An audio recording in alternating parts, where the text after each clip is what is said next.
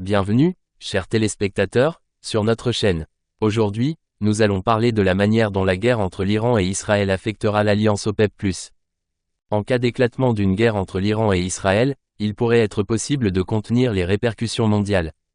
Contrairement à la situation après l'invasion de la Russie en Ukraine, lorsque le monde pompait du pétrole à pleine capacité et que la demande se redressait après la pandémie, l'offre aujourd'hui est abondante et la demande est lente.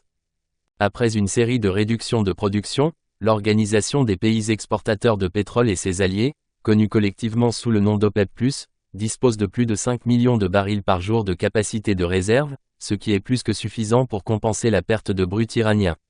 L'Arabie Saoudite et les Émirats Arabes Unis à eux seuls ont plus de 4 millions de barils par jour de réserve. Cependant, il est peu probable qu'ils attendent longtemps avant d'augmenter la production. Les membres de l'OPEP+, frustrés par la baisse de leur part de marché ces derniers mois, attendaient justement une telle occasion pour défaire leur réduction. La semaine dernière, ils ont confirmé leur plan d'augmenter la production de 180 000 barils par jour chaque mois pendant un an, à partir de décembre 2024.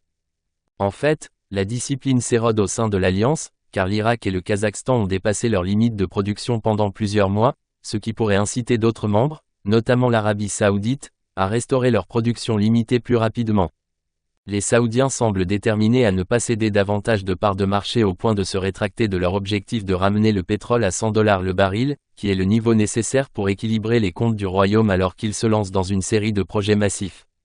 La production augmente effectivement aux États-Unis, au Canada, en Guyane, au Brésil et ailleurs.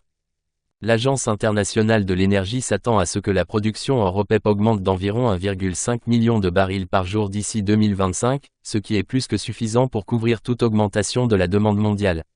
Par conséquent, une frappe sur l'île Kharg secouerait sans aucun doute les marchés. Cependant, les prix pourraient se stabiliser à seulement 5 à 10 $ au-dessus de leur niveau actuel.